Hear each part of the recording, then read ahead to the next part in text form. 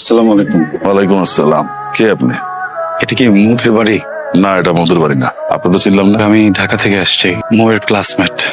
এখন মুখে কি একটু ডাকা যাবে? ওর সাথে একটু কথা বলতাম। আপনি তো মোয়ের মামা, তাই না? মোর সাথে তোমার দেখা হইব। যাও গো তুমি। 1 মাস ধরে মৌ ক্যাম্পাসে আসছে না। আমি তুমি যেখান থেকে আসছো সেখানে চলে যাও তো বাবা, যাও যাও। মৌ নাই, নাই মানে? মৌ মারা গেছে। এই চলো ভিতরে চলো।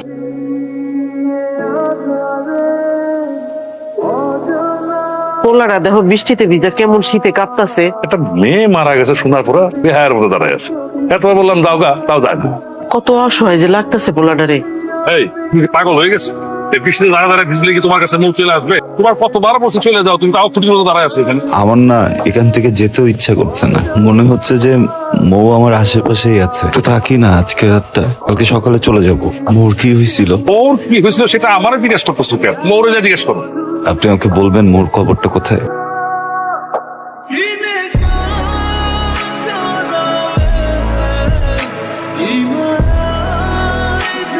মৌ, মৌ, আমার অনেক কান্না পাচ্ছে। মৌ, বুক ভেঙে কান্না আসতেছে। আমি তো তোমাকে অনেক ভালোবাসি না? এত ভালোবাসার পরে কেন আমাকে ছেড়ে চলে আসছো তুমি? আমি কি অনেক বড় ভুল কিছু করে ফেলছি? আমাকে একটাবার বলতা। মৌ, তুমি কি আমার কথা শুনতে পাচ্ছ? মৌ, তুমি কি একবার আমাকে একটু স্পর্শ করতে পারবো? মৌ, মৌ, তুমি কি আমাকে শুনতে পারতেছো?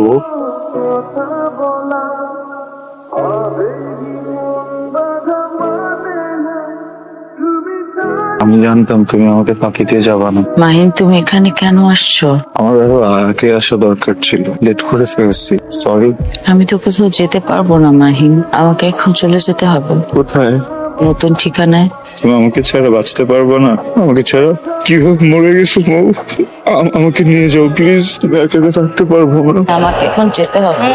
প্লিজ।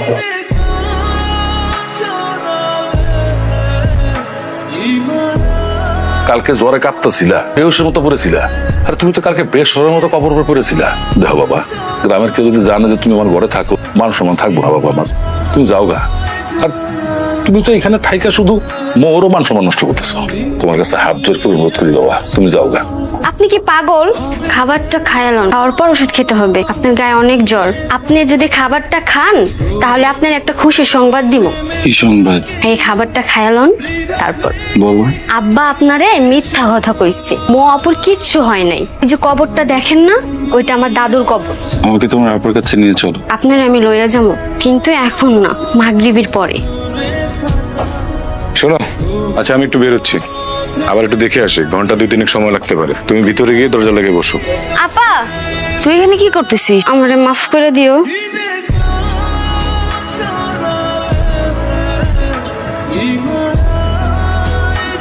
আরশি, নিয়ে আসছিস কেন রে?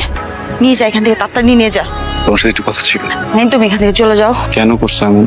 এখন এগুলা কথা বলার সময় নেই, তুমি যাও এখান থেকে, যাও। আমার তো কিছু কথা ছিল, আমি উত্তর না নিয়ে যাবো না। ঠিক আছে, থাকো।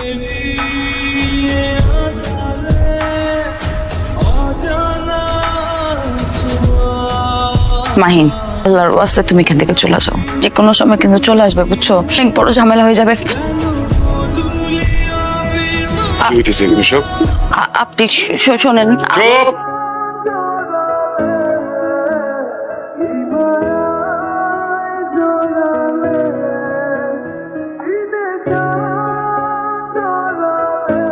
কি নাম তোমার? মৌ। সুন্দর। ভয় পাইছো? ভয় পাইছো? ভয় পাওয়ার মতো কিছু নাই। তুমি তো অনেক লক্ষ্মী, শান্ত, সুন্দর। এই জন্য তোমাকে ভালো লাগছে।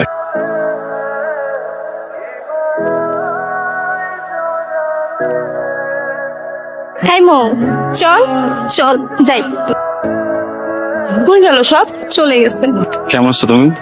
ভালো। আমি ভালো নাই। গতকাল থেকে অনেক জ্বর। তোমার জন্য কাউকে যদি কিছু বলতে চাই আর বলতে না পারি, তখন খুব জ্বর আসে। আই লাভ ইউ মৌ। অনেক ভালোবাসি। তোমার সরলতার প্রেমে পড়ে গেছে। সরি, জোর করে তো ভালোবাসা পাওয়া যায় না, তাই না? It's okay. আমি আর কখনোই এসব বলবো না বা তোমার সামনেও আসবো না। ভালো থেকো। আসে। I love you two.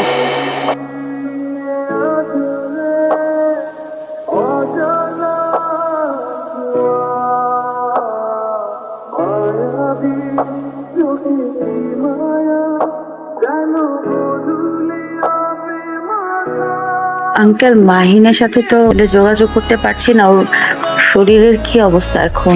মাহিনের শরীরের খোঁজ তোমার আর না নিলেও চল। তোমাদের মতন মেয়েকে আমি খুব ভালো করে চিনি। ঢাকা শহরে কেন শুধু লেখাপড়া করতে? মোটেও না। তোমাদের একটাই টার্গেট থাকে যে ঢাকায় এসে একটা বড় লোকের ছেলে পটানো। তোমাদের মতন মেয়েদের জীবনের লক্ষ্য তো একটাই, টাকা, শুধু টাকা। তোমার কথা বলছি না। আমার জীবনে এই প্রথম একটা মেয়ে দেখলাম যার একদম টাকার প্রতি কোনো লোভ নেই, একেবারেই নেই, কিন্তু যার লোভ আছে আমার সবচেয়ে দামি সম্পদের দিকে। আঙ্কেল ঠিক শারাপ! কি ভেবেছো তুমি? তুমি আমাকে বোকা? তুমি গ্রাম থেকে উঠে এসে আমার ছেলেকে তুমি পটিয়ে ফেলবে আর আমি বুঝবো না? তোমাদের কাছ থেকে একটা 2 দিন পর পর ডেট করা, তারপর হঠাৎ করে পেটে বাচ্চা নিয়ে বাসায় এসে বলবে যে মাহিনের বাচ্চা। আঙ্কেল এখন দাঁড়াও, বাইরে আমার 4টি পালা কুকুর দাঁড়িয়ে আছে। তুমি যদি ওদের খাবার হতে না চাও তাহলে আজ এক্ষুনি তুমি শহর ছেড়ে চলে যাবে। আর কখনো তুমি মাহিনের সাথে যোগাযোগ করার চেষ্টা করবে না। যদি করো তাহলে শুধু তুমি না, তোমার মামার বাড়ির সবাইকে সহ একদম মাটির 3 হাত নিচে আমি গেড়ে দেবো। তুমি জানো সেই ক্ষমতা আমার আছে।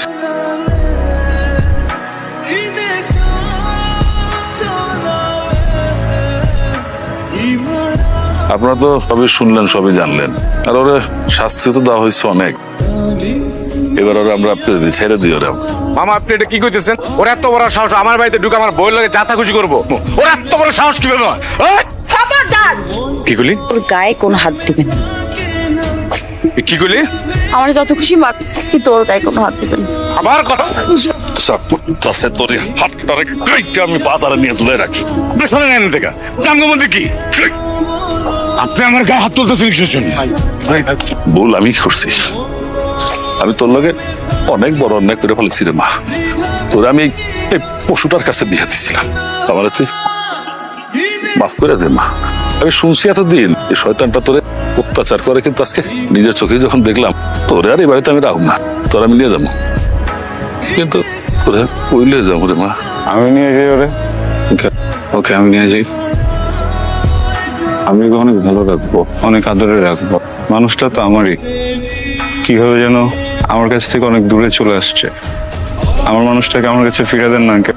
এখন আবেগে বলতেছো নিয়ে যাবা? মাইয়া তো আমার বিবাহিতা। 2 দিন পরে যখন তোমার কথাটা মনে পড়বো তখন যে তুমিও পশুটার মতো লাগে আচরণ করো তার কি গ্যারান্টি আছে? আঙ্কেল আপনি ওকে আরো 100টা বিয়ে, আমি তখন ওকে এইভাবেই ভালোবাসবো।